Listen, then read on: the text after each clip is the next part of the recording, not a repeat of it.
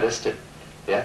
So the system has to be addressed. I mean, at a grassroots level also, not just at the top. It has to be addressed at the grassroots level. What you and I can do, the parents of the poor kids who are mortgaging their land cannot do. Never forget that. They come from middle class backgrounds, in from semi-urban or rural India. They think that they are sending their kids for a good MBA degree.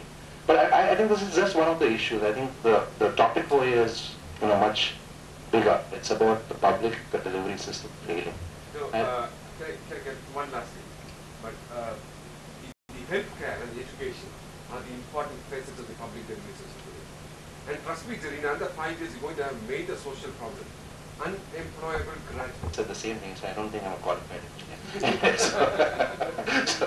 Can I briefly come in here? See, I'm with you on what you're saying about even medical education. See, the point is there are good systems and bad systems. But let me tell you, I mean, of course, we are sitting in Delhi, all of us, we talk of the moment I say CGHS, I'm sure people will laugh at it.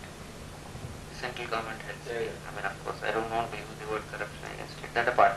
See, but there are also other systems which have done exceedingly well. Look at the government of Tamil Nadu. They have today an excellent system where all the employees of the state government, right from bottom to the top, is covered by an insurance-linked medical system, where the individual doesn't need to do anything. He has a small cashless identity card. He can walk into any hospital in the state of Tamil Nadu. He doesn't have to pay a single naira from it.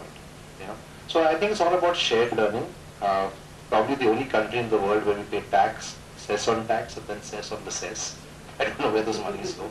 So I think we'll conclude this panel with a small sum up by Mr. Pramod Chawla, and then we'll move on to the next slide. That you just form a group of 5 friends and social audit anything which is going wrong within your area, within your city, within the state, within the country. Take up one issue. The second thing is self-empowerment. I'm willing to share my 10,000 email ID address list with anybody here, which has 400 groups, and you can, and I've laboriously made this over 7 years, one by one, and addresses change, and people move, but the information is all there for you to use. So if you are self-empowered and you speak up intelligently and logically, the truth will stand out and will prevail.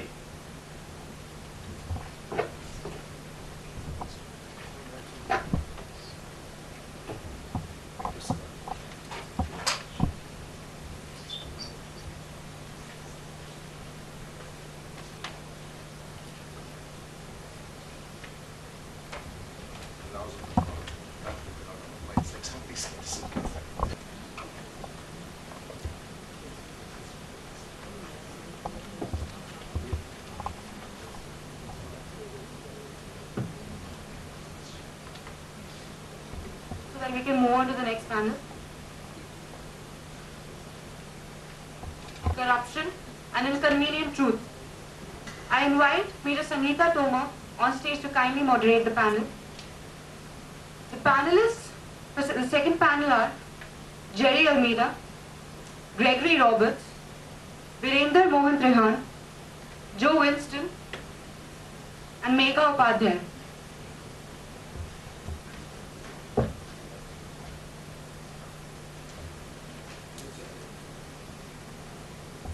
Corruption and inconvenient truth. Well, before we move further, there's something which Jerry has made me speak now. You spoke about army. If you don't mind, can I just share my experience? It took me back to 1993. That's the first time lady women were taken into Indian Army, commissioned army. I, being from army background, I was very happy about it. At the same time, I was going to do my PhD from JNU. My father wanted me to join this organization, where you can serve with dignity, honesty. Luckily, I got selected. I was second in the merit. and I was very happy. Fortunately or unfortunately for me, I joined JAG branch, that is Judge Advocate General's branch, which conducts court martial.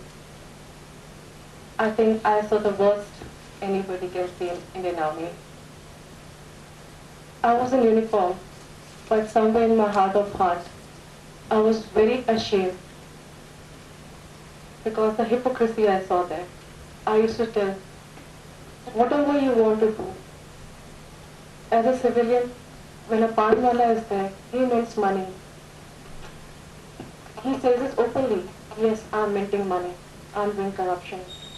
But people in uniform, behind which a lot of sacrifice goes, when they do it, it's very shameful.